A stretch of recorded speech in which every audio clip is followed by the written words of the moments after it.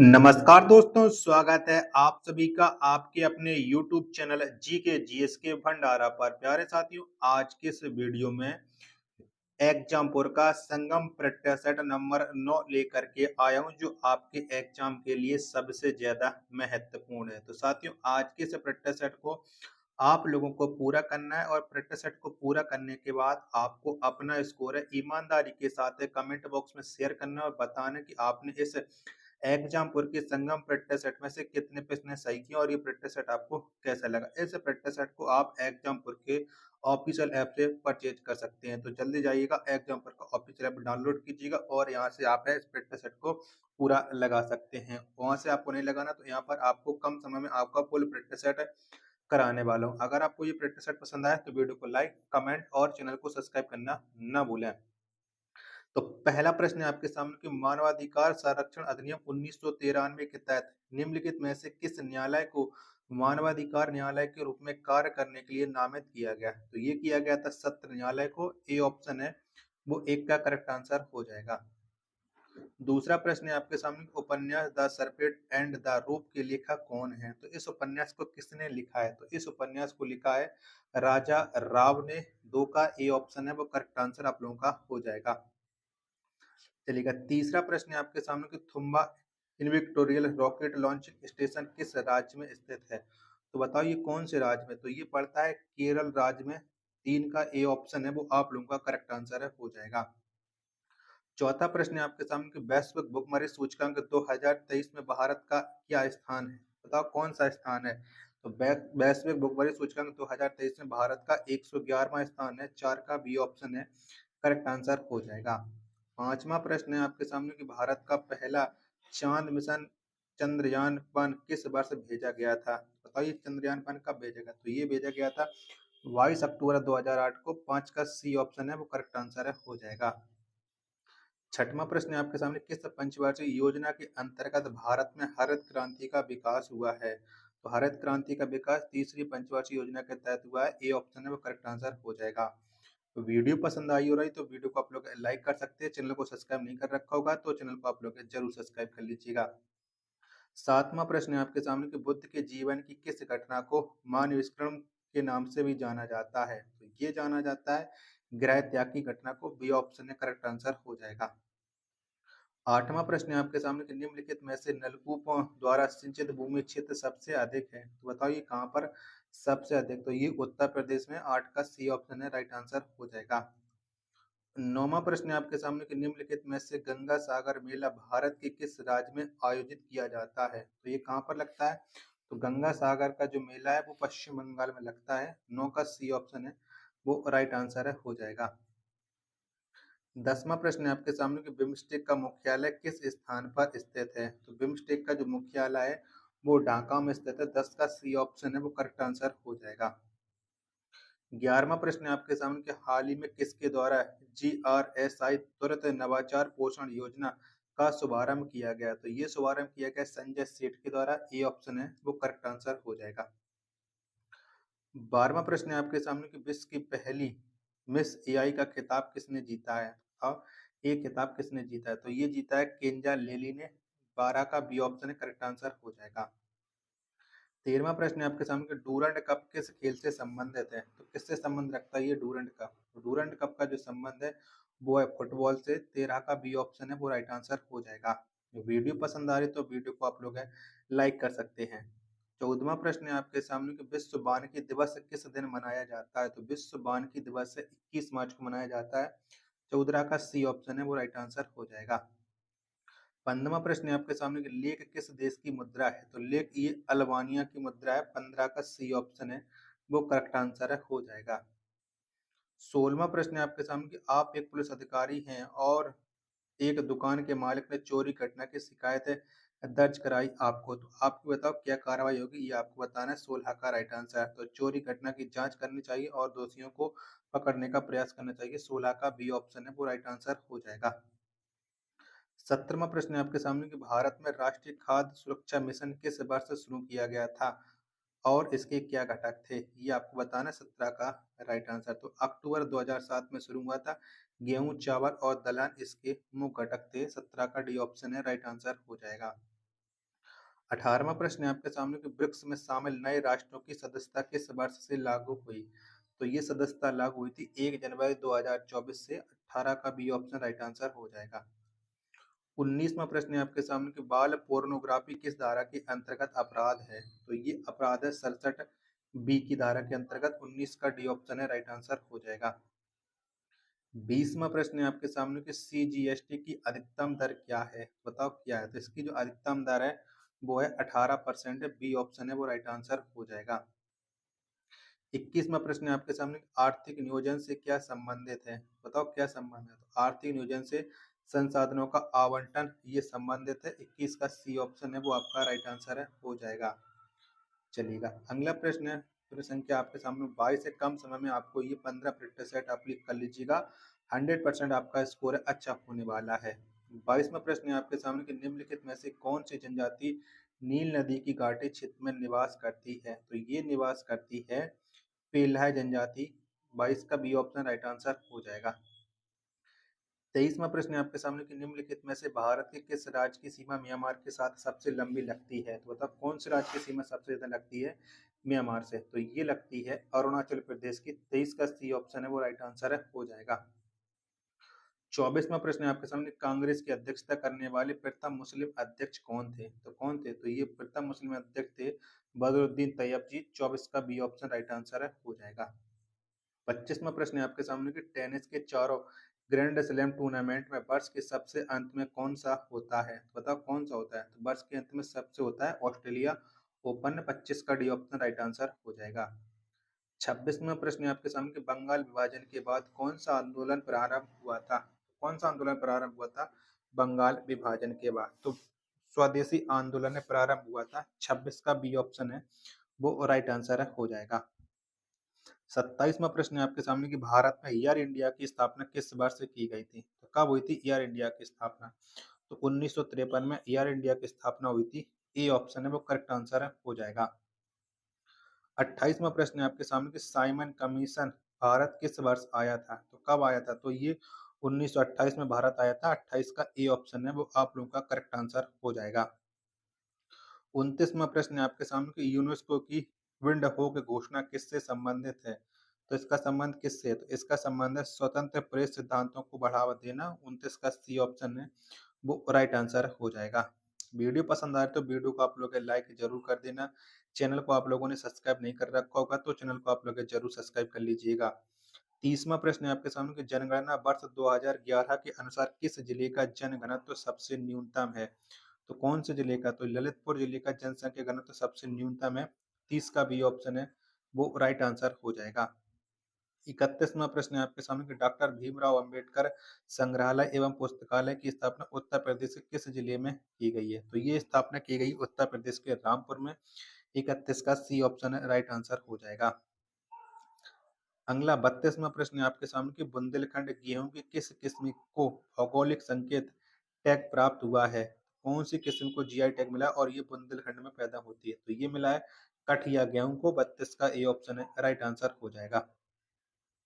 33वां प्रश्न है आपके सामने कि भारत में बाल संरक्षण और कल्याण के लिए आपातकालीन टोल फ्री हेल्पलाइन नंबर क्या है? तो ये टोल फ्री हेल्पलाइन नंबर है 1098। 33 का बी ऑप्शन राइट आंसर हो जाएगा। 34वां प्रश्न है आपके सामने कि भारत में अंतरिक्ष आयोग तथा अंतरिक्ष विभाग की स्थापना किस वर्ष से की गई थी? तो ये स्थापना 1972 में की गई थी। 34 का डी ऑप्शन है वो एकदम से करेक्ट आंसर आप लोगों का हो जाएगा। 35वां प्रश्न है आपके सामने कि प्राक्कलन समिति के अध्यक्ष की नियुक्ति कौन करता है? तो प्राक्कलन समिति के अध्यक्ष की नियुक्ति लोकसभा के अध्यक्ष करते हैं। 35 का सी ऑप्शन है वो इसका एकदम से करेक्ट आंसर है हो जाएगा।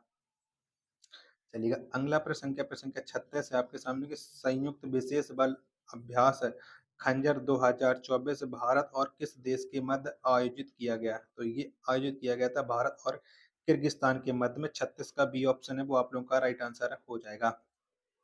चलिएगा 37वां प्रश्न है आपके सामने कि हाल ही में किस राज्य सरकार ने स्वयं योजना लॉन्च की है? तो स्वयं योजना जो लॉन्च की है वो लॉन्च की है नई दिल्ली ने। 37 का बी ऑप्शन सॉरी नई दिल्ली नहीं, ये योजना है उड़ीसा ने लॉन्च की है। 37 का सी ऑप्शन है वो राइट आंसर हो जाएगा। 38वां प्रश्न है आपके सामने कि वित्तीय वर्ष 2024-25 में भारतीय रेलवे के लिए कितना धन आवंटित किया गया? तो कितना मिला है भारतीय रेलवे को 2024-25 के वित्तीय वर्ष में, ये आपको बताना है। अर्थ इसके चारों ऑप्शन है वो आपकी स्क्रीन पर शो हो रहा है, तो फटाफट से। तो ये 2.52 लाख करोड़ रुपए मिले हुए हैं। अर्थ इसका सी ऑप्शन राइट आंसर हो जाएगा। 39वां प्रश्न है आपके सामने कि निम्नलिखित में से विभक्त रस का स्थायी भाव कौन सा है? विभक्त रस का स्थायी भाव है जुगुप्सा। 39 का बी ऑप्शन है राइट आंसर हो जाएगा। 40वां प्रश्न है आपके सामने कि ले चला साथ में तुझे कनक ज्यों भिक्षुक लेकर स्वर्ण जनक, पंक्तियों में कौन सा अलंकार है? बताओ 40 में कौन सा अलंकार है? तो यहाँ पर अलंकार है उत्प्रेक्ष अलंकार। 40 का बी ऑप्शन राइट आंसर हो जाएगा। 41वां प्रश्न है आपके सामने कि नीचे दिए गए शब्द का सही संधि विच्छेद वाला विकल्प पहचानिए। तो बताओ इसका सही संधि विच्छेद क्या हो जाएगा? तो अनु प्लस एषण इसका सही संधि विच्छेद है अन्वेषण का।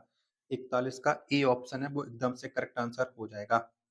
42वां प्रश्न है आपके सामने कि निम्न विकल्पों में से कौन सा विकल्प नीचे दिए गए शब्द का सही विलोम है? आगामी। तो आगामी का विलोम शब्द क्या हो जाएगा? तो ये होगा विगत। 42 का डी ऑप्शन है वो राइट आंसर हो जाएगा।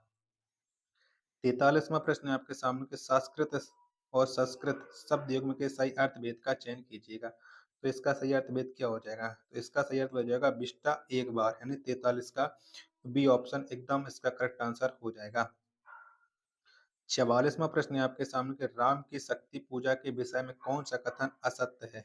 बताओ इसमें से कौन सा कथन असत्य है? 44 का राइट आंसर। तो राम को शक्ति पूजा का सुझाव जामवंत ने दिया, ये बिल्कुल गलत है। 44 का सी ऑप्शन है वो राइट आंसर हो जाएगा।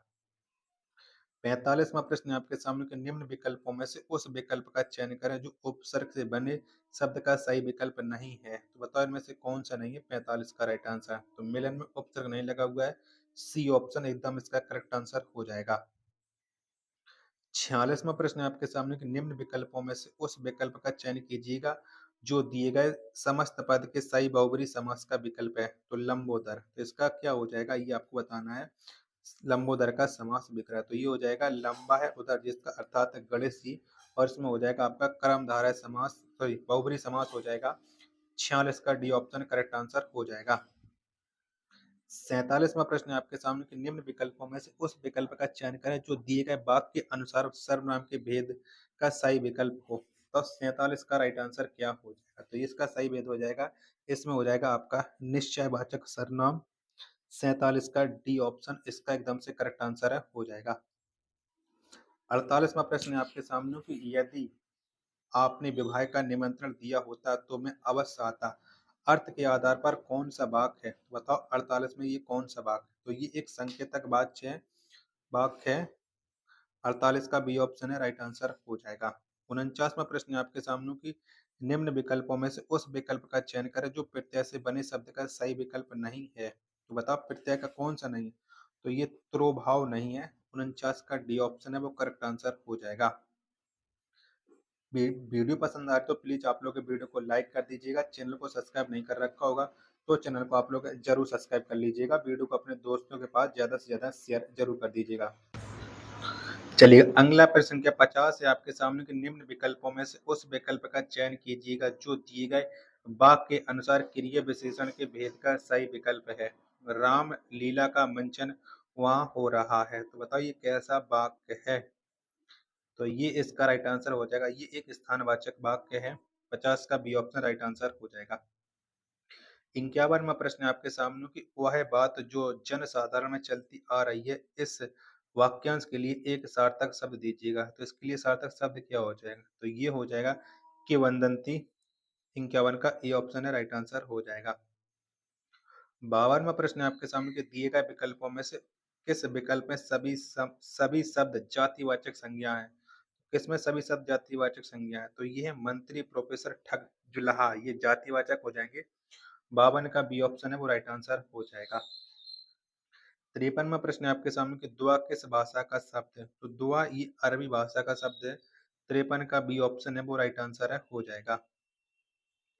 54वां प्रश्न है आपके सामने कि वाई पब्लिक के हाथों मारा गया है, इनमें कौन सा कारक है? तो वाई पब्लिक के हाथों मारा गया, इसमें जो कारक है वो है कर्ण कारक। 54 का डी ऑप्शन है राइट आंसर हो जाएगा। 55वां प्रश्न है आपके सामने कि माँ ने मोहन से सामान मंगवाया। प्रस्तुत वाक्य में क्रिया का कौन सा रूप है? तो इसमें जो क्रिया है वो है प्रेरणार्थक क्रिया है। 55 का डी ऑप्शन है वो राइट आंसर है, हो जाएगा। 56वां प्रश्न है आपके सामने कि मैं आगरा जाती तो ताजमहल देखती। दिए गए वाक्य का काल निर्धारण कीजिएगा। तो बताओ इसमें कौन सा काल है? तो इसमें जो काल है वो है हेतु युत मध्य भूतकाल। 56 का ए ऑप्शन है वो राइट आंसर हो जाएगा। 57वां प्रश्न है आपके सामने कि निम्नलिखित विकल्पों में से किसका अर्थ है नीरस महल अनाड़ी होता है? तो बताओ किसका अर्थ होता है? 57 का आंसर आपको देना है। तो ये अर्थ होता है अरस का। 57 का बी ऑप्शन है वो राइट आंसर है, हो जाएगा। 58वां प्रश्न है आपके सामने कि इकारांत संज्ञा शब्द को बहुवचन बनाते समय क्या किया जाता है? तो बताओ क्या किया जाता है? तो इसमें किया जाता है ई को ह्रस्व करके अंतिम स्वर के बाद यहाँ लगा देते हैं, यानी 58 का राइट आंसर हो जाएगा ऑप्शन संख्या सी। 59वां प्रश्न है आपके सामने कांट की हांडी होना इस मुहावरे का अर्थ बताइए। तो इसका मुहावरे का क्या अर्थ हो जाएगा? तो ये हो जाएगा धोखे की चीज होना। 59 का डी ऑप्शन है करेक्ट आंसर हो जाएगा। 60वां प्रश्न है आपके सामने कि मित्र विपत्ति में मदद करते हैं, यह किस प्रकार का वाक्य है? तो यह एक ऐसा वाक्य, तो ये एक कृत्यवाच्य है। 60 का ए ऑप्शन है करेक्ट आंसर है, हो जाएगा। 61वां प्रश्न है आपके सामने कि निम्नलिखित में से सही वर्तनी वाला शब्द है। तो बताओ इनमें से 61 में किसकी वर्तनी है वो सही लिखी है? 61 का आंसर तो नीरसता। ये जो ऑप्शन संख्या सी वाली वर्तनी एकदम से करेक्ट आंसर हो जाएगा 61 का ऑप्शन संख्या सी। 62वां प्रश्न है आपके सामने कि तीसरा विश्व हिंदी सम्मेलन कहाँ संपन्न हुआ था? तो कहाँ पर हुआ था? तो तीसरा विश्व हिंदी जो सम्मेलन है ये नई दिल्ली में हुआ था। 62 का डी ऑप्शन है वो राइट आंसर हो जाएगा। 63वां प्रश्न है आपके सामने कि प्रत्येक डॉट डॉट सिखाता है कि आपस में डॉट डॉट से रहो। दिए गए विकल्पों में से एक स्थान के लिए सही विकल्प सही का चयन करके प्रस्तुत वाक्य पूर्ण कीजिएगा। तो इसका अर्थ तो आपको निकल आया ही होगा। चलिएगा 63 का आप लोग देख लीजिएगा। 63 का राइट आंसर क्या हो जाएगा? तो धर्म और भाईचारे से रहो। 63 का ए ऑप्शन है वो राइट आंसर हो जाएगा। 64वां प्रश्न है आपके सामने कौन सा स्त्रीलिंग शब्द है? बताओ कौन सा है 64 का राइट आंसर? तो छाछ ये एक स्त्रीलिंग शब्द है। 64 का ए ऑप्शन है वो करेक्ट आंसर है, हो जाएगा। अगला प्रश्न है प्रश्न संख्या 65 है आपके सामने की रिपु अंतन की कुंडली करी जोगनी चबात है पी वही पागनी पी भई पागी मानो जुवती जलेबी खात। यहाँ कौन सा रस है? 65 में आपको रस बताना है। तो यहाँ पर जो रस है वो है विवत रस। 65 का डी ऑप्शन है वो राइट आंसर हो जाएगा। 66वां प्रश्न है आपके सामने कि सांप तुम सभ्य तो हुए नहीं, नगर में बसना भी तुम्हें नहीं आया। एक बात पूछूं तब कैसे सीखा डसना, विष कहाँ पाया। उपरोक्त पंक्ति में कौन सा छंद है? तो 66 में आपको छंद बताना है कि यहाँ पर कौन है। तो यहाँ पर मुक्त छंद है, ए ऑप्शन है वो करेक्ट आंसर हो जाएगा। 67वां प्रश्न है आपके सामने कंठाय महाप्राण घोष व्यंजन वर्ण का उदाहरण कौन सा है? बताओ कौन सा है 67 का आंसर? तो ये है घाघर। सी ऑप्शन है वो करेक्ट आंसर हो जाएगा 67 का। 68वां प्रश्न है आपके सामने कि इनमें से कौन सा शब्द अक्ष का पर्यायवाची है? तो कौन सा है? तो अक्ष का पर्यायवाची है आंख। 68 का बी ऑप्शन है वो राइट आंसर है, हो जाएगा। 69वां प्रश्न है आपके सामने कि कोर्ट मार्शल किस विधा की रचना है? तो कोर्ट मार्शल ये है वो नाटक विधा की रचना है। 69 का बी ऑप्शन है वो राइट आंसर है, हो जाएगा। 70वां प्रश्न है आपके सामने कि मैला आंचल किसका आंचलिक उपन्यास है? तो ये किसका उपन्यास है मैला आंचल? तो ये फणीश्वर नाथ रेणु का। 70 का ए ऑप्शन है वो करेक्ट आंसर हो जाएगा। चलिएगा अब आ जाता है गद्यांश। तो गद्यांश को आप वीडियो को पॉज करके पढ़ लीजिएगा जिससे आप गद्यांश के आंसर है आराम से निकाल सकते हो। तो गद्यांश के चलिएगा आंसर आपको बता देता हूँ, आप मिला लीजिएगा। 71वां प्रश्न है आपके सामने कि सफलता के लिए क्या होना जरूरी है? तो सफलता के लिए पहल करने का गुण होना ये जरूरी है। 71 का ए ऑप्शन है वो राइट आंसर है, हो जाएगा। चलिएगा अगला प्रश्न प्रश्न संख्या 72 है आपके सामने कि देने के भाव में क्या शामिल नहीं है? तो बताओ देने के भाव में क्या शामिल नहीं है? 72 का आंसर आपको बताना है। तो इसमें भौतिक वस्तुओं का दान वो शामिल नहीं है। ए ऑप्शन है वो करेक्ट आंसर हो जाएगा। 73वां प्रश्न है आपके सामने गद्यांश में प्रकृति की किस विधा पर बल दिया गया है? तो ये किस विधा पर बल दिया गया? तो ये दिया गया है दूसरों के लिए कुछ करने का भाव। 73 का डी ऑप्शन है वो राइट आंसर हो जाएगा। 74वां प्रश्न है आपके सामने कि निम्नलिखित में से कौन सा शब्द विशेषण नहीं है? तो उपलब्धि है, यह एक विशेषण शब्द नहीं है। 74 का बी ऑप्शन है वो राइट आंसर है, हो जाएगा। अगला प्रश्न संख्या 75 है आपके सामने कि प्रकरण शब्द का अर्थ है, बताओ क्या है? तो प्रकरण शब्द का जो अर्थ है वो है विषय। 75 का बी ऑप्शन है वो राइट आंसर है, हो जाएगा। चलिएगा, अब आपके लिए 75 तक आपके हिंदी और जीके जीएस समाप्त हो चुकी है। यहाँ तक अगर आपको कोई भी प्रश्न पसंद आया हो तो वीडियो को आप लोग लाइक कर देना। चैनल को आप लोगों ने सब्सक्राइब नहीं कर रखा होगा तो चैनल को आप लोग जरूर सब्सक्राइब कर लीजिएगा। चलिए अब आपके लिए शुरू करते हैं मानसिक रुचि के महत्वपूर्ण प्रश्न जो आपके एग्जाम के लिए सबसे ज्यादा महत्वपूर्ण है। तो 76वां प्रश्न है आपके सामने कि आप एक पुलिस अधिकारी हैं और आपको एक मंत्री के खिलाफ भ्रष्टाचार के गंभीर आरोपों की जांच सौंपी गई है। मंत्री आपको इस मामले को दबाने के लिए राजनीतिक दबाव और रिश्वत की पेशकश कर रहा है। आप तो बताओ आप उस समय क्या करोगे?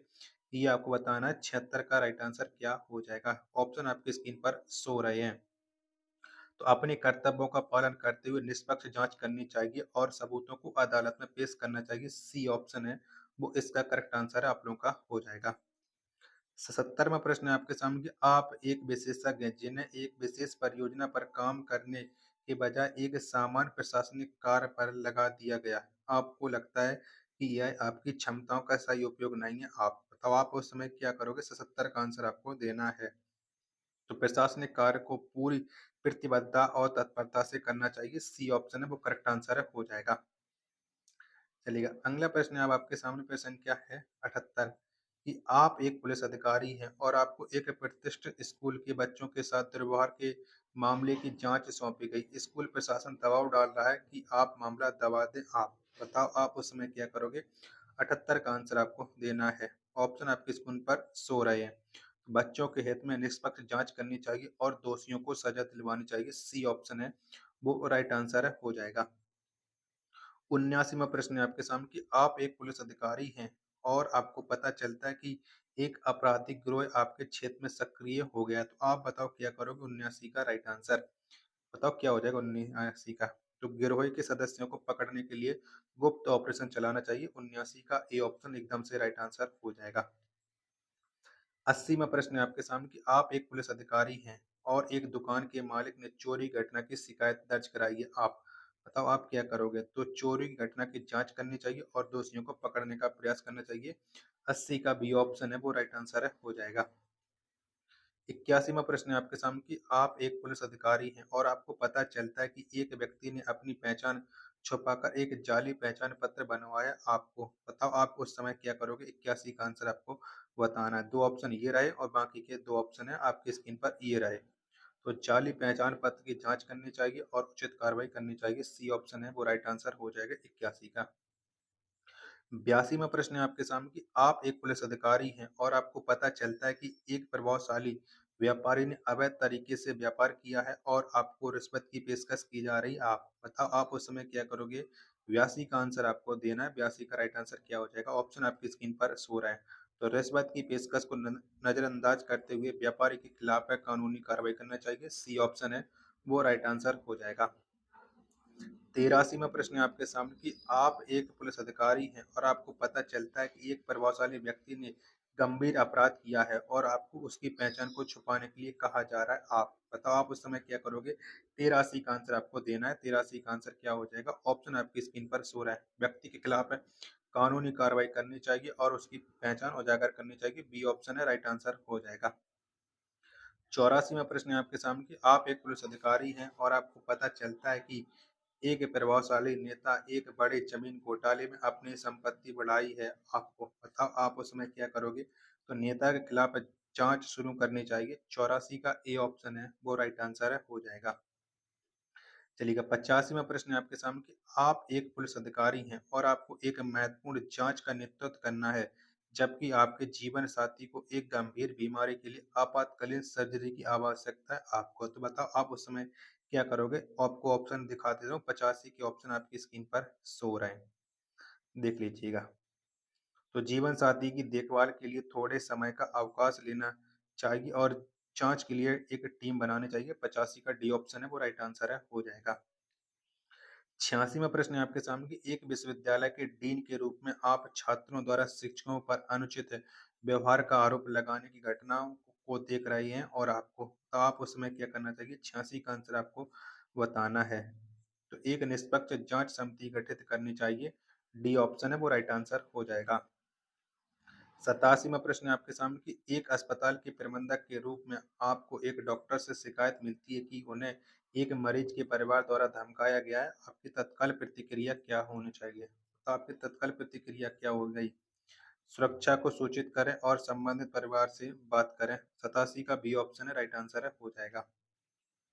88वां प्रश्न है आपके सामने एक पुलिस अधिकारी के रूप में आपको सूचना मिलती है कि एक निर्माण स्थल पर बाल श्रमिक काम कर रही हैं। बाल श्रम निषेध कानून के अनुसार आपकी तत्काल प्रतिक्रिया क्या होनी चाहिए? तो हमारी जो तत्काल प्रतिक्रिया होगी वह बच्चों को वहां से हटाकर उन्हें सरकारी आश्रय गृह में भेजना चाहिए। बी ऑप्शन है वो करेक्ट आंसर है, हो जाएगा। चलेगा। अगला प्रश्न संख्या 89 आपके सामने एक पुलिस अधिकारी के रूप में आप देखते हैं कि एक सार्वजनिक रैली में हिंसा भड़कने का खतरा है। आपको बताओ आप क्या करोगे? 89 का आंसर आपको देना है। तो रैली के आयोजकों से बात करके शांतिपूर्ण रैली सुनिश्चित करनी चाहिए। सी ऑप्शन राइट आंसर हो जाएगा। 90वां प्रश्न है आपके सामने कि एक पुलिस अधिकारी के रूप में आपको सूचना मिलती है कि एक स्कूल में बच्चों को नशीले पदार्थ बेचे जा रहे हैं। आपको बताओ आप क्या करोगे? 90 का आंसर आपको बताना है, तो 90 का हो जाएगा नशीले पदार्थ बेचने वालों का पता लगाने के लिए गुप्त जांच शुरू करनी चाहिए। 90 का बी ऑप्शन है राइट आंसर हो जाएगा। तो साथियों ये कुछ महत्वपूर्ण प्रश्न थे एग्जाम पर के संगम प्रैक्टिस सेट नंबर 9 के। अगर आपको ये प्रैक्टिस सेट पसंद आया हो तो वीडियो को लाइक, कमेंट और चैनल को सब्सक्राइब करना न भूलें। मिलते हैं अपने एक और नेक्स्ट प्रैक्टिस सेट के साथ, तब तक के लिए धन्यवाद। जय हिंद, वंदे मातरम।